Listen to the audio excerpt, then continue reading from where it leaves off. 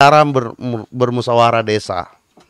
Nah, memang di Permendes itu dijelaskan secara gamblang juga bagaimana sih mekanisme kita bermusyawarah di desa.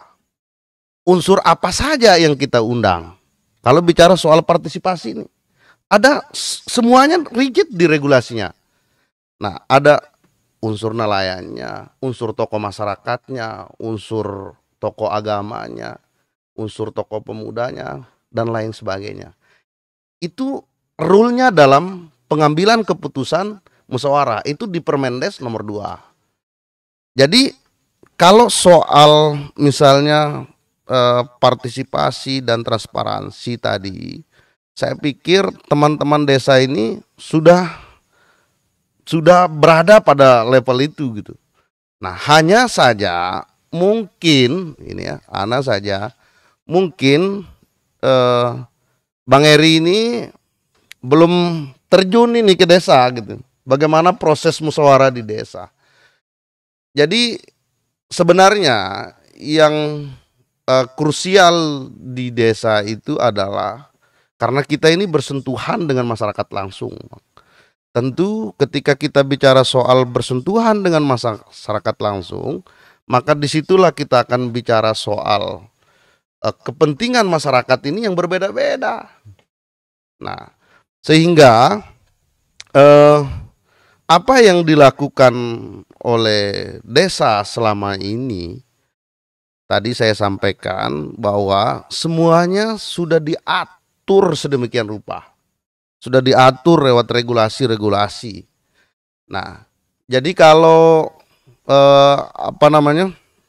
desa terjadi lonjakan kasus fenomena ini kan judulnya ini sangat, saya pikir mohon maaf ini penyelenggara, judulnya ini agak kaget saya.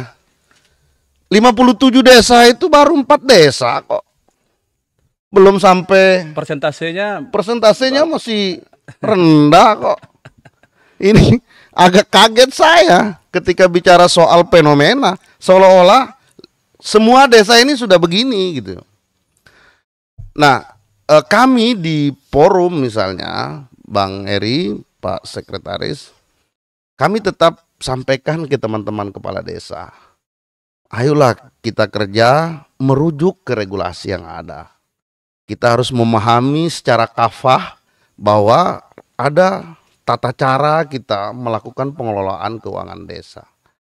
Dan kami juga mengapresiasi misalnya teman-teman kejaksaan, kepolisian, karena kami hampir setiap tahun kami tetap melakukan kegiatan sosialisasi penerangan hukum terkait dengan pengelolaan keuangan desa. Nah, jadi disitulah tempat kami harus berkeluh kesah, disitulah tempat kami harus membicarakan soal bagaimana pemerintahan desa ke depan dan lain sebagainya. Nah, dari sisi yang tentu ini kan harus dilihat dari semua sisi, Bang Eri. Jadi kalau ibarat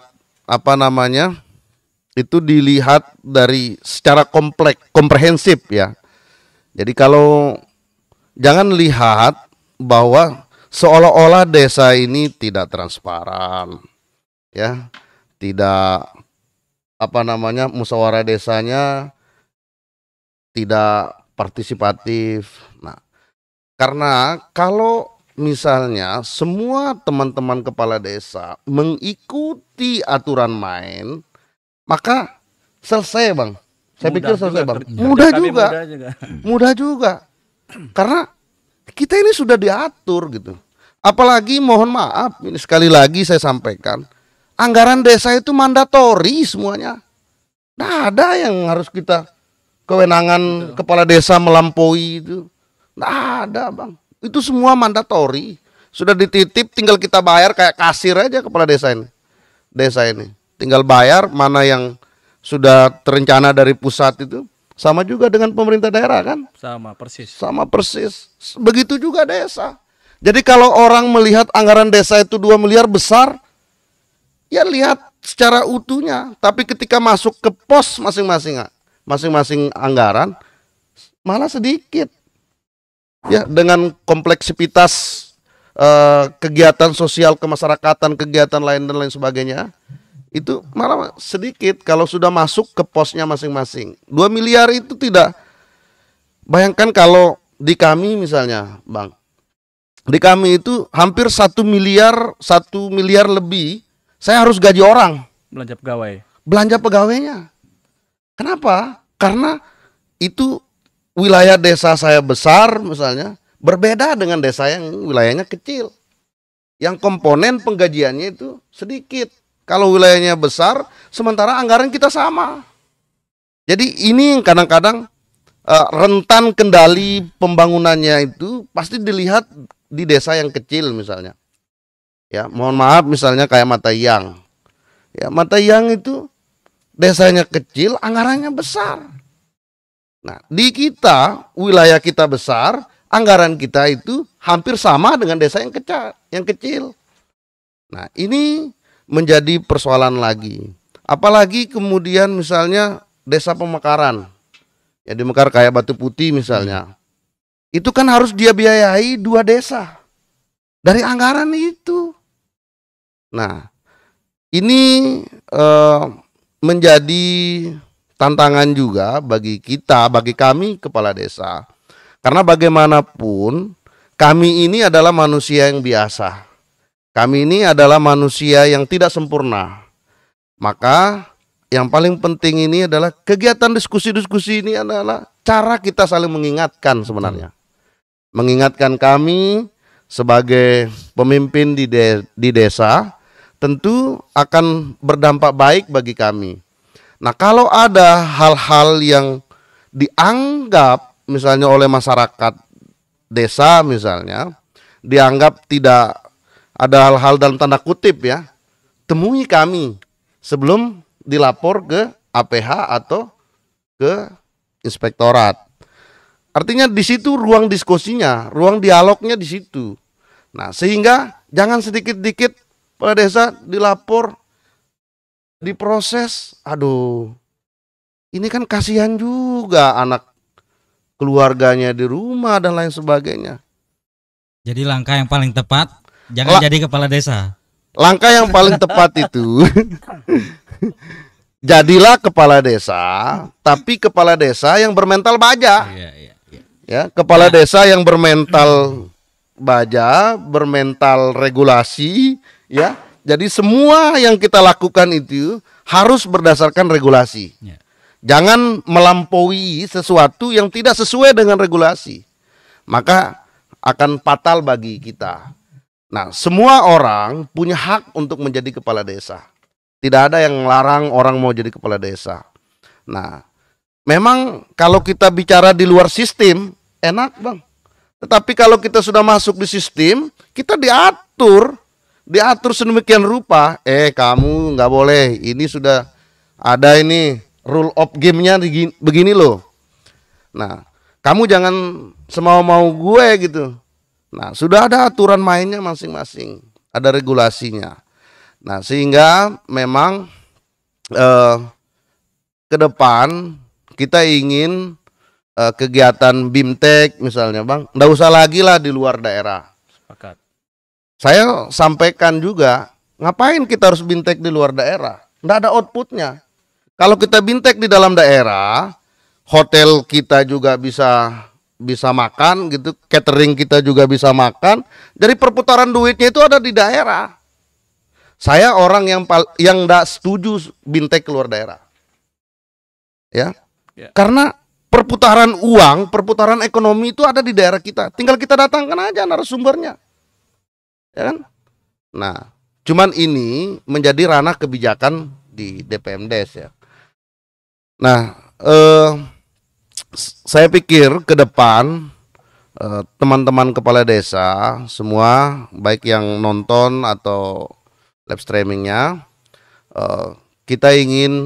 saya sepakat dengan Pak Sekretaris, kita ingin merubah mindset, merubah pola pikir kita bahwa kepala desa itu bukan kayak zaman dulu.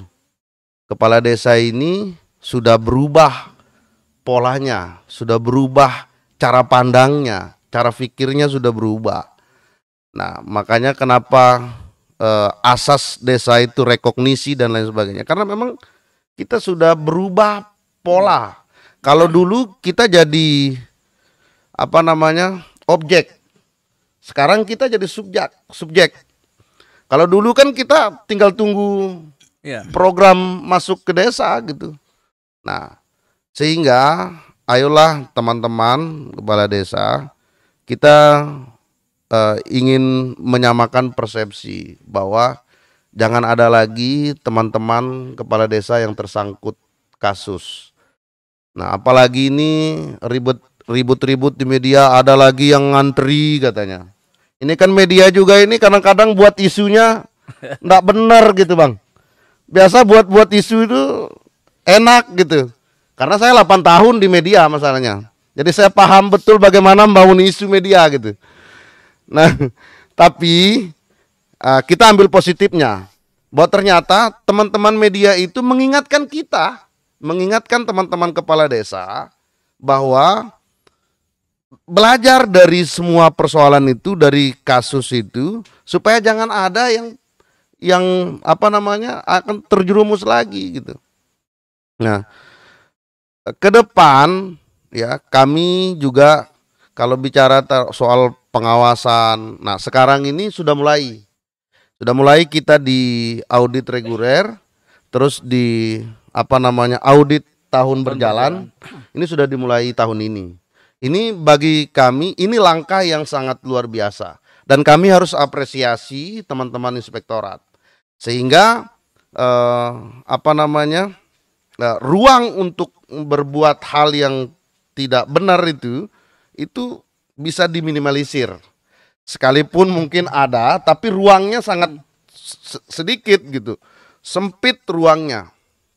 Nah, sehingga bagi kami kepala desa yang ada di Kabupaten Sumbawa Barat ini sangat berterima kasih dan mengapresiasi langkah yang dilakukan oleh teman-teman inspektorat. Nah, saya ingin juga menyampaikan ke teman-teman kepala desa, kita jangan takut berkonsultasi. Betul. Ya. Karena inspektorat itu bukan zaman dahulu. Kalau orang ada inspektorat, ini bermasalah ini. Ini masalahnya, Bang. Betul. Padahal kita ke inspektorat itu adalah melakukan konsultasi terkait dengan proses pengelolaannya dan lain sebagainya. Mindsetnya ini juga harus dirubah. Masyarakat kalau ada turun inspektorat ke desa, ini bermasalah ini katanya. Padahal itu adalah bagian dari cara kita diawasi gitu. Bagian dari cara kita diaudit gitu. Nah, sehingga saya mungkin dengan teman-teman yang paling sering ke inspektorat, sering ke Polres, sering ke kejaksaan. Ya kita ingin membangun bahwa kalau kami salah, bagaimana cara dibenarkan gitu. Nah, sehingga ruang ini yang harus kita minimalisir gitu. Nah, kadang-kadang juga ada teman-teman kepala desa yang enggak berani biasanya. Padahal ini bagus gitu loh untuk kita lebih baik ke depan. Saya pikir itu Bang Heri. Tapi catatan saya Bang Heri yang paling penting itu soal transparansi tadi. Kalau misalnya sedikit ini Pak, berani OPD transparansi kayak desa, ayolah. Oke, kebetulan sudah terakhir supaya tidak salah paham. Betul. Bahwa apa yang saya sampaikan tadi itu berdasarkan penelitian yang sudah diakomodir di dalam jurnal, diambil kesimpulan bahwa salah satu penyebab dari tindak pidana korupsi di tingkat desa yang 6 modusnya tadi saya sampaikan, karena ini penelitian ini tidak mungkin hadir kalau tidak ada fakta. Nah, sehingga transparansi ini tanda kutip Pak Kades. Ya. Jangan kemudian transparansi dianalogikan dengan papan reklame ditempel sudah selesai. Jadi ini kan perlu diluruskan juga. Ya, artinya Bang Heri, enggak apa-apa ini kita diskusi. Ya. Artinya begini Bang Heri, bahwa kalau bicara soal transparansi, mohon maaf, tahun ini kami itu Siskudes kita online, Pak. Itu bisa diakses. Ya Bang ya? Itu bisa diakses online kami. Jadi kalau persoalan transparansi yang dimaksud tadi itu, memang mohon maaf, di NTB itu baru 2 kabupaten, Pak. Baru 2 kabupaten yang melaksanakan Siskudes online. Baru Lombok Tengah dengan Kabupaten Sumbawa Barat. Ini langkah yang sangat baik bagi kami. Pemerintah daerah mengambil langkah yang sangat penting ya dalam rangka untuk transparansi tadi. Nah, Siskudes kami itu bisa diakses, tinggal dilihat saja, Pak. Dilihat berapa yang coba bayangkan ya. APBDes itu kalau bahasa kitanya itu dilepas gitu-gitu, dibaca gitu-gitu. Ya, padahal itu dokumen loh. Ya, kalau mau bicara soal transparansi, berbeda mungkin kasusnya di Jawa. Penelitian yang dimaksud oleh Bang Heri ya. Kalau kita di Sumbawa Barat ini, ya saya ingin bukan membela diri nih Bang, tapi ini fakta yang terjadi bahwa kami melakukan proses transparansi itu dengan tadi bukan bicara soal papan reklame saja, tetapi kami bisa diakses juga, APBDes kami bisa diakses. Laporan kami setiap 6 bulan sekali, tiap 3 bulan sekali, laporan Jadi begini Pak Kades, saya potong sedikit supaya lurus ini ya. Jangan kemudian kami akademisi dan praktisi dengan bahasa tadi kemudian di general. Ini perlu dipahami. Saya berikan contoh sederhana bahwa modus tadi ada yang namanya laporan fiktif. Laporan fiktif ini transparan disampaikan di depan publik, tetapi implementasinya tidak transparan, sehingga apa yang disampaikan Pak Kades tadi itu adalah salah satu kemajuan dalam bentuk transparansi. Betul. Transparansi. Betul. Jadi adanya media online, semua masyarakat bisa mengecek. Betul. Ini bagian dari bentuk transparansi. Tetapi yang saya sampaikan tadi itu jurnal bukan jurnal Jawa Pak Kades. Itu ICW punya jurnal ya ICW, nanti bisa dicek di website ICW. Jadi apa yang kita sampaikan tadi berdasarkan fakta dan dapat dipertanggungjawabkan. Dan sekali lagi kita pertegas di sini bahwa diskusi kita malam ini bukan untuk mencari kambing hitam. Betul. Saya secara pribadi sudah cukup banyak membela kepala desa di dunia persidangan. Saya secara pribadi bahkan menyodorkan langsung kepada kepala daerah. Ini draft pedoman tentang pengadaan barang dan jasa di desa sesuai dengan perintah peraturan LKPP nomor 19 tahun 2021. Ini artinya bahwa sekali lagi kehadiran kita di sini bukan untuk mencari kambing hitam, justru kita ingin sekali tidak ingin mendengar kembali adanya oknum kepala desa, kemudian aparat desa yang terkena kasus tindak pidana korupsi. Sehingga diskusi-diskusi ini kita harapkan justru bisa memberikan masukan, baik secara teoritis maupun secara praktek. Betul. Jadi seperti itu. Dan harus sering dilakukan. Harus sering dilakukan. Forum-forum ini harus sering dilakukan. Sepakat saya. Ini diskusi yang sangat luar biasa saya pikir. Jadi kami secara pribadi Pak Sekretaris juga sering diskusi dengan teman-teman Kades. Termasuk beliau. Bahkan saya sampaikan ke beliau. Ini saya sudah kirimkan kepada Bapak Bupati. Semoga bisa ditindaklanjuti seperti itu. Artinya bentuk perhatian kita sebagai kepedulian sebagai praktisi dan akademisi melihat fenomena yang walaupun judulnya tadi terlalu berlebihan ya. Oke. Jadi kita sambung ke Bang Mars. Tadi salah satu pengawasan. Kira-kira menurut Bang Mars, dengan beberapa kendala tadi, kemudian dengan situasi hari ini, ke depan kira-kira bentuk pengawasan dalam rangka meningkatkan partisipasi masyarakat, kemudian menjalankan tupoksi daripada dinas terkait ini seperti apa kira-kira, Bang? Oke. Baik, kembali nih. Tadi Pak Kades sampaikan ya agak protes juga terkait judul ya. Ya, karena memang media itu membuat judul, kalau anjing menggigit manusia kan hal biasa, Pak. Ya. Kalau manusia menggigit anjing. Nah, inilah stylenya media kan seperti itu. Nah, terkait dengan pengawasan dari berbagai kendala yang terjadi, kemudian melihat ya sambil tanda kutip fenomena yang terjadi. Kami tidak tinggal diam dan kita harus bersepakat. Kami juga di inspektorat visinya sama. Jangan lagi ada kepala desa yang tersangkut masalah hukum. Ini harus kita clearkan. Pak Kades sama seperti itu. Kami di inspektorat sama. Teman-teman lawyer, pemerhati, saya pikir sama.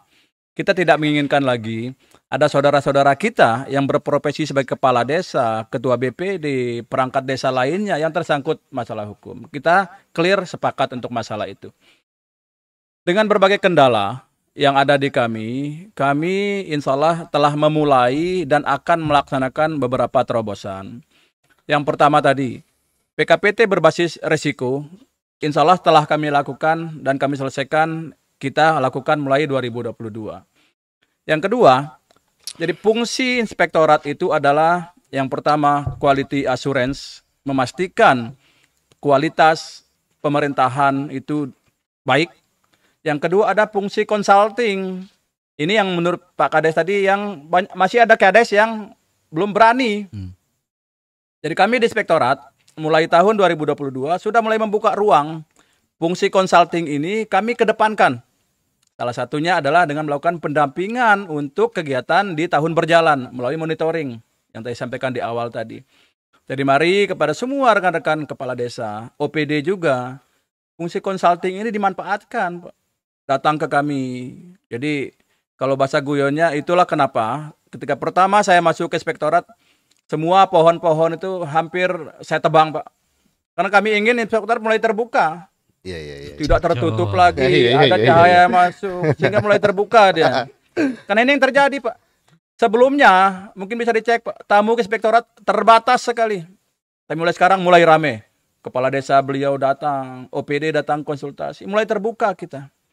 Karena kami diawasi juga, Pak. Kami diawasi BPK, kami diawasi BPKP, Inspektorat Provinsi. Nah, itu. Kemudian yang sedang kami siapkan inovasi untuk mengakali masalah-masalah tadi, kami sudah sampaikan beberapa kali, sekarang kami sedang persiapkan perangkatnya. Kami akan tempatkan 3 orang auditor per kecamatan. Ini menindaklanjuti perintah Bupati pada saat pelantikan inspektur. Beliau sampaikan tempatkan 1 auditor di 1 desa. Nah, ketika kami melakukan analisis ke dalam dengan jumlah auditor PPUPD kami, jumlah obrik, maka kami dengan Pak Inspektur dan semua teman-teman Irban mengambil kesepakatan, nanti kami akan tempatkan 3 orang auditor di setiap kecamatan. Yang kemungkinan teknis kerjanya akan berkantor 2 hari setiap minggu di kecamatan. Sehingga nanti desa-desa lebih dekat ke kecamatan untuk melakukan konsultasi, berkoordinasi. Kalau ada masalah datang. Nah, ini yang akan coba kami jemput bola, menempatkan mereka sehingga ketika segan ke inspektorat ada teman-teman kami di kecamatan.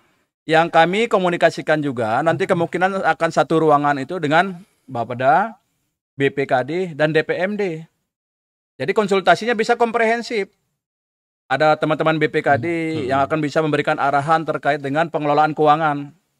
Ada Bapeda yang akan bisa memberikan panduan terkait tata cara perencanaan yang baik. Ada DPMD yang terkait dengan regulasi dan sebagainya. Ada kami di pengawasan itu. Nah, kemudian ruang-ruang yang memungkinkan terjadinya fraud, kecurangan, ruang terjadi korupsi dan lain sebagainya. Ini harus kita tutup. Ini Pak Kades, saya sepakat sekali dengan beliau. Ada ruang contoh misalnya perbub terkait pengadaan barang dan jasa di desa. Ini belum ada. Yang terbaru belum ada. Kemudian yang kedua, satuan standar harga pengadaan barang di desa. Belum ada. Masih pakai SSH di tingkat kabupaten. Ini ruang. Nah, harus segera kita tutup. Itulah kenapa kami membuat terobosan juga, Pak. Mulai akhir 2021, awal 2022, di setiap LHP desa, nanti Pak Kades bisa cek, kami juga ada minta ke Bupati untuk memberikan teguran ke DPMD yang sebelumnya tidak pernah dilakukan. Kenapa? Karena ada ruang mereka, ruang tanggung jawab mereka untuk membina desa. Artinya ketika desa sebagai anak mereka ada melakukan kesalahan, maka bapaknya juga ditegur dong, agar bapaknya melakukan pembinaan ke anaknya. Ini inovasi yang kami lakukan. Kemudian sebenarnya ketika Pak Kades, Ketua FK2D tadi sudah sampaikan, ruang regulasi ini sudah hampir sempurna lah. Hanya ada ruang-ruang celah-celah kosong harus segera kita tutup. Maka yang banyak kami dapatkan oleh teman-teman auditor PPUPD ini pada tataran pelaksanaan dan sederhana sekali. Contoh misalnya, mereka teman-teman kepala desa ada buat RAB. Ya, kalau di OPD kan KAK ya. Iya, KAK. Bikin RAB. RAB dibuat, ditandatanganilah di awal sebelum pekerjaan mulai. Kita ke fisik dilaksanakan, ada pekerjaan yang tidak ada dalam RAB. Dilaksanakan, Pak. Final. Uangnya, contohlah di RAB 100 juta. Pengerjaan fisik 100 juta. Tapi kami lakukan pemeriksaan, ada pekerjaan ini yang tidak ada dalam RAB. Padahal sederhana, tinggal rubah RAB saja. Karena kontrak pun ada adendum, apalagi cuma RAB, Pak. Yeah. Ini kan sederhana sebenarnya. Jadi, bagaimana? Gini, Bang Mars. Jadi di Siskuides itu kan sudah rinci. Betul. Dia. Rinci dia. RAB ke Siskuides. Sebelum Bapak panjang, saya tanya, Siskuides mulai dilakukan 2022. Ya, 2021. Belum semua. Apanya? Belum total online 2021. Kalau yang Siskuides itu dimulai 2017, Bang. Tapi belum online. Ya, itu makanya. Belum online. Ini kami menyampaikan fakta yang terjadi ketika teman-teman masih melakukan, ya ada yang belum online sepenuhnya itu. Ini kami hanya ingin menyampaikan contoh kasus sederhana sebenarnya, Pak. Contoh misalnya, sudah dianggarkan jalan panjangnya 100 meter, nilainya 100 juta. Jadilah dalam APBDes, dibuatlah RAB-nya. Ketika akan pengerjaan, datang masyarakatnya, tokoh masyarakat. Pak Kades, tolong buatkan saya jembatan. Tidak ada dalam APBDes. Tidak ada ya. Tidak ada dalam, contohnya, dibuatlah dengan diambil anggaran yang 100 juta tadi. Diambillah 20 juta untuk bangun jembatan. Terbangun jembatannya, 80 juta bangun jalan. Benar atau salah? Secara fakta, benar, Pak. Tapi secara regulasi, Salah. Ini, makanya saya sampaikan sederhana sebenarnya. Lakukan adendum, Pak. Ada APBDes perubahan. Nah, ya kan? Ya. Nah ini, Pak. Jadi banyak kasus yang seperti itu. Contoh yang paling sederhana yang kami temui dan menurut kami, ya dibilang lucu juga. Ada desa yang kami temukan, Pak.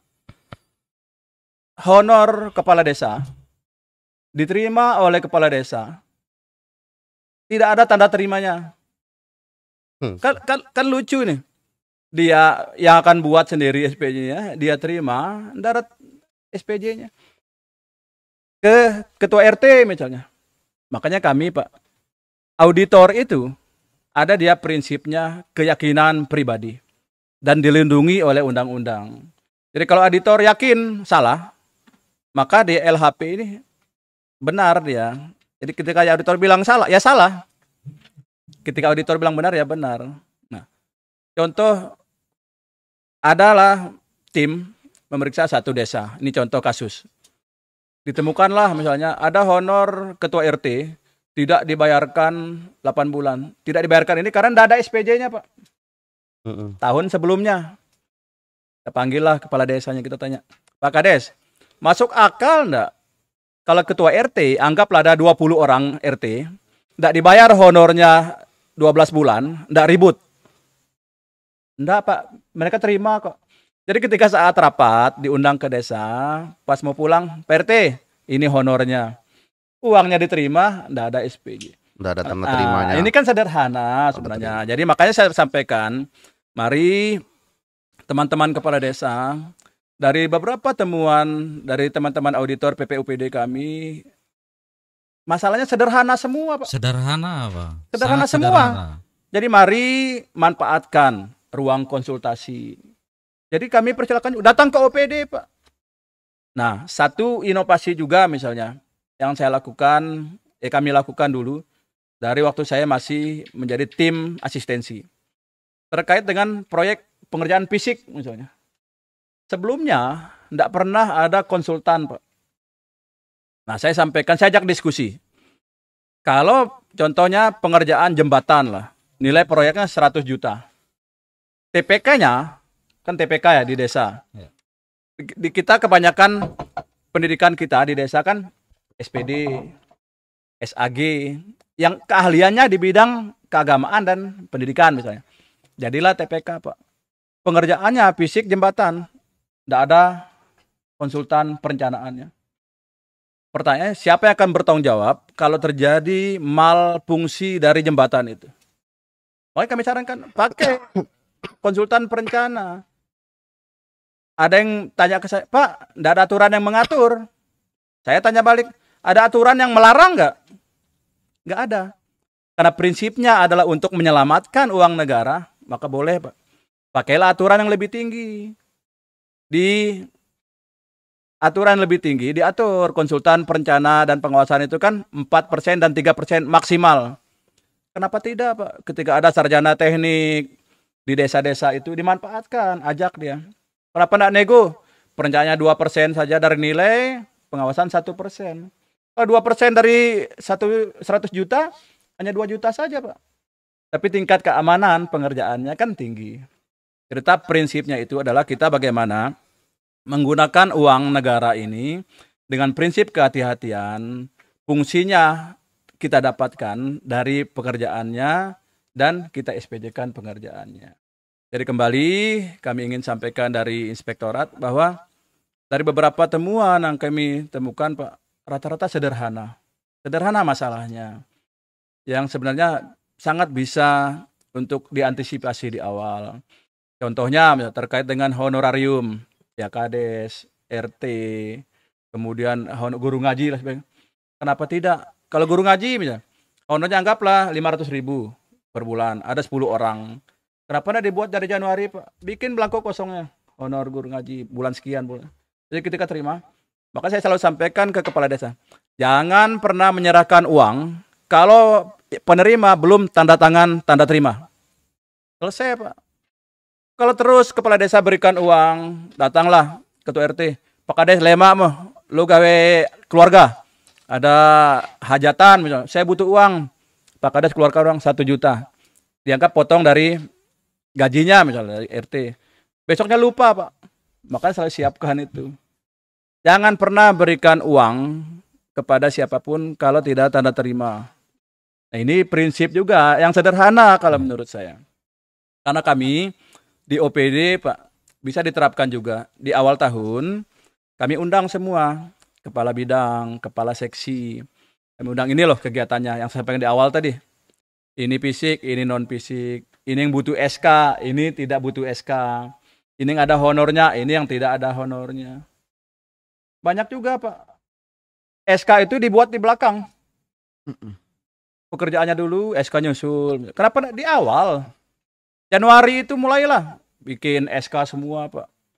Karena sudah jelas kok apa yang akan kita lakukan dalam 1 tahun. Nah, kalau transparansi, saya 2 jempol ke teman-teman kepala desa ini. Transparansi sudah bagus. Di perencanaan bagus. karena saya sering ikut dari awal. Tinggal di tataran pelaksanaan. Di pelaksanaan dia. Dan di pelaksanaan pun yang kami temukan rata-rata masalah yang sederhana.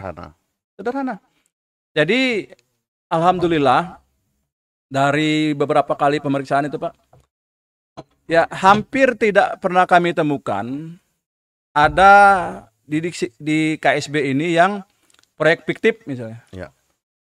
Paling ada kita temukan kekurangan volume misalnya. Maka dia kita minta mengembalikan. Hal fiktif menurut host tadi itu SPJ-nya dibuat, proyeknya tidak ada.